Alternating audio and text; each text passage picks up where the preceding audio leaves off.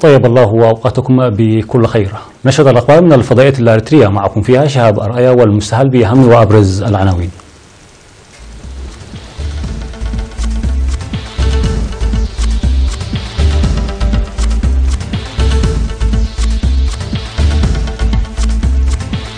سمينار للمرأة في ساوا. المركز الوطني للأبحاث الزراعية يخلق فرص العمل. تطبيق لوائح إيجارات البيوت في صنعاء. كوريا الشمالية تصف العقوبات الجديدة بأعمال الحرب. تركيا تقول المزيد من الموظفين. وأكبر طائرة برمائية تكمل تجربتها بنجاح.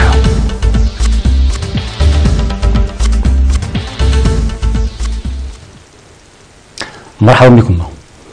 عقدت رئيس الاتحاد الوطني للمرأة السيدة تخأ تسفى ميكائيل يومي 23 و24 من ديسمبر عقد سيمينارا لمنتسبات الدفعة 31 للخدمة الوطنية في ساوا، وذلك حول الدور ومساهمة المرأة في التصدي والإعمار.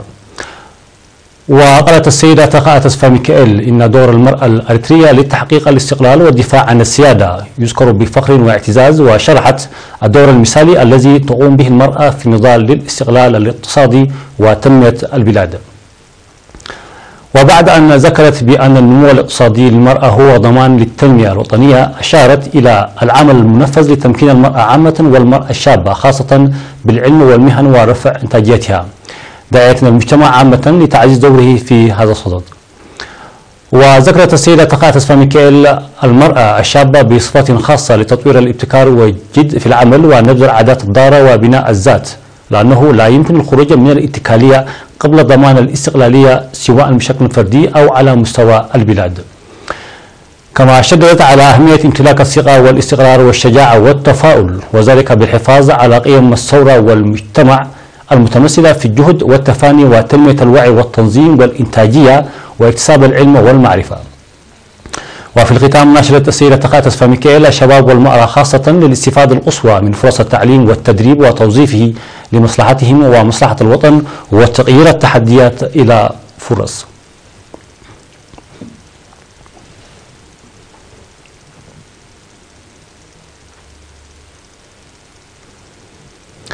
صرح مسؤول المركز الوطني للأبحاث الزراعية بحلحلة الناشط تحت رعاية وزارة الزراعة السيد هايلي برهي، صرح بالدور الذي يلعبه المركز لخلق فرص عمل إلى جانب الأبحاث الزراعية التي يقوم بها لتقديم البذور المحسنة إلى المزارعين ومضاعفة الإنتاج.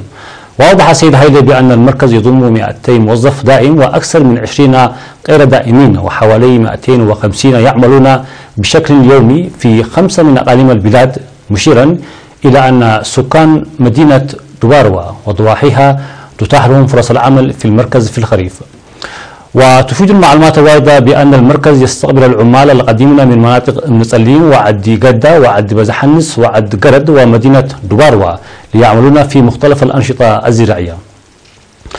وقال العمال الذين تتفاوت فترة عملهم في المركز من 5 أشهر إلى 15 عاما قالوا إنهم استطاعوا بفضل فرصة العمل بالمركز الزراعي من تحسين حياتهم المعيشية. هذا وينشط المركز الوطني للأبحاث الزراعية بحلحلة الذي بدأ عمله في العام 1995 ينشط في أبحاث البذور والحيوانات والثروات الطبيعية والفطرية والهندسة الزراعية والتنوع الإحيائي، ويعمل في حفظ البذور المحسنة والمحاصيل والخضروات والفواكه وتقديمها للمزارعين. بدأت إدارة مدينة صنعاء بتطبيق اللوائح الجديدة لإيجارات البيوت الصادرة من وزارة الحكومات المحلية. وأوضح مسؤول وحدة إيجارات البيوت في مديرية صنعاء السيد علي محمد صالح عن تنظيم حملة توعوية مكثفة بشأن لوائح إيجارات البيوت. وأكد السكان بأن القانون الجديد سيخفف الضغط الذي خلقه أسعار إيجارات المنازل على معيشتهم، موضحين العمل لتنفيذه. وكانت وزارة الحكومات المحلية قد أصدرت في شهر أغسطس من العام 2017 لوائح عن إيجارات البيوت الخاصة الذي يعمل بها على مستوى البلاد.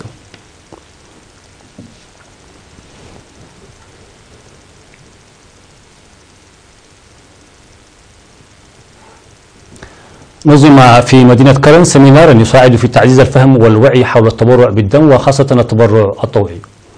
وأوضح رئيس جمعية التبرع بالدم في إقليم عنسبة الأستاذ مبرهتو طعماي بأن الجمعية كانت تعمل بالتركيز أكثر على الطلاب، إلا أنها ظلت تعمل في الوقت الحالي مركزة على كافة قطاعات المجتمع. وذكر الأستاذ مبرهتو بأن الدم المتبرع يستفاد منه في تعويض الدم المسال في فترة الحمل والولادة أو أثناء الحوادث، مفيدا بأنهم سيعملون أكثر بالتركيز على أنشطة التوعية. من جانبه قال المدير الطبي لمستشفى مدينة كرنا الدكتور يافيت هايلة ميكائيل إن الدم المتبرع به يستفاد منه بنسبة 76% في تعويض الدم المسال في فترة الحمل والولادة، وأكد بأن التبرع الطوعي للدم ليس له أي مشاكل صحية، وأن ترسيخه كثقافة هو عمل نبيل. بدورها أفادت مسؤولة المرأة في إقليم عنسبة السيدة آمنة حسن بأن العمل المنظم جار لمضاعفة أنشطة المرأة بتعزيز دورها ورفع معرفتها حول التبرع بالدم.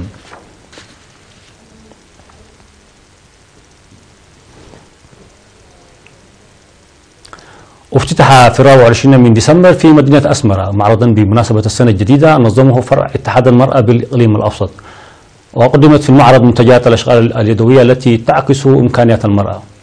ويحتوي المعرض الذي عدته 27 فنانة ويستمر حتى 31 من شهر ديسمبر الجاري في شارع الحرية أمام وزارة التعليم، يحتوي على أعمال الفخار والزعف والخيوط والرسم وتصفيف الشعر التقليدي والحلي. وأفادت الفنانة محرت جبري أن هذه العروض تشهد تحسن منذ بدءها عام 2013، وشكرت كل الجهات التي ساعدت لإقامة المعرض. وقال المشاهدون إن هذه العروض للأشغال اليدوية تعكس الثقافة التقليدية والعصرية، مذكرين على الدعم ومواصلة البرامج المماثلة.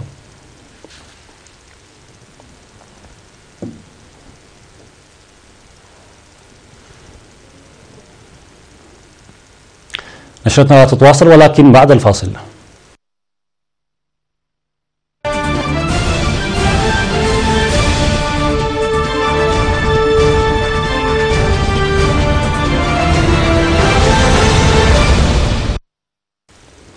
على الصعيد العالمي، وصفت كوريا الشمالية العقوبات الجديدة التي فرضها مجلس الأمن الدولي بأنها عمل من أعمال الحرب، وذلك حسب ما ذكرت وكالة الأنباء الكورية الشمالية.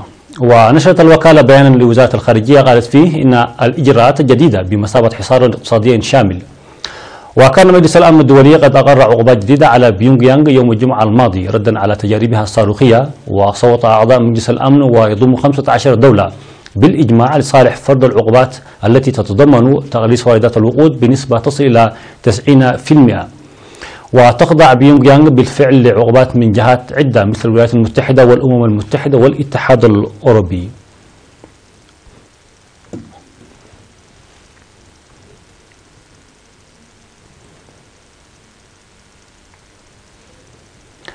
غادت السلطات التركية 2700 موظف إضافي تقول الحكومة أنهم مرتبطون بتنظيمات إرهابية، وتعد هذه أحدث دفعة من الإقالات التي شملت موظفين حكوميين وعسكريين في إطار الحملة التي بدأتها الحكومة منذ محاولة الانقلاب الفاشلة العام الماضي.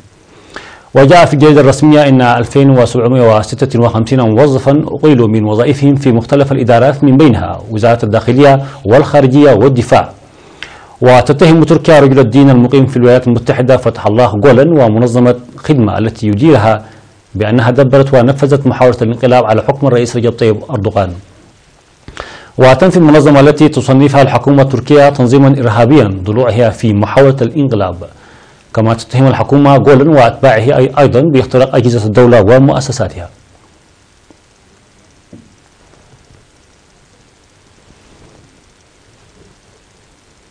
أكملت أول طائرة برمائية كبيرة محلية الصنع في الصين أول رحلة تجريبية لها بنجاح، وعادت إلى مطار جيوان للطيران المدني في مدينة توشاي بمقاطعة غواندونغ جنوب الصين.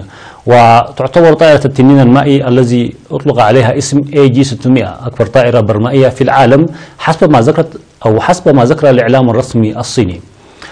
واستمرت الرحلة حوالي ساعة على ارتفاع 3000 متر بعد أن أقلعت من مطار تشوهاي ورافقتها طائرة أخرى تحمل طاقم فنيين وتصور الحدث. ويمكن للطائرة حمل 50 شخصا خلال مهام البحث والإنقاذ وجمع 12 طنا من المياه في 20 ثانية لمكافحة الحرائق ونقل ما يصل إلى 370 طنا من المياه دون تزود بالوقود. وستستخدم الطائرة البرمائية بشكل رئيسي في عمليات الإنقاذ البحري ومكافحة حرائق الغابات والمراقبة البحرية.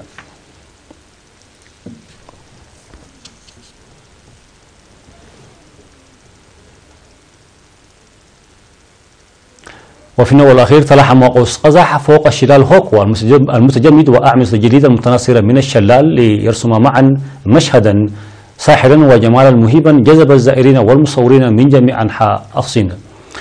وحين يتجمد الشلال مياه هوكو نتيجة انخفاض درجات الحرارة في الشتاء القارس تتحول حبات مياهه المتناثرة إلى ثلجا محتفظا بمختلف الأشكال والهيئات ويصبح مقصدا لعشاق السياحة الشتوية.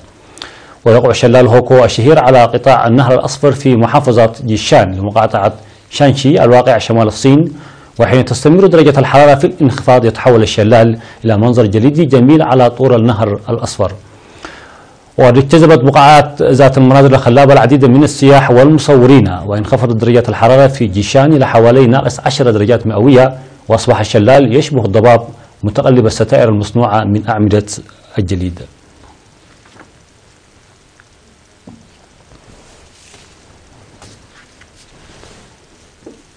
نهاية النشرة، شكرا لكم على حسن المتابعة.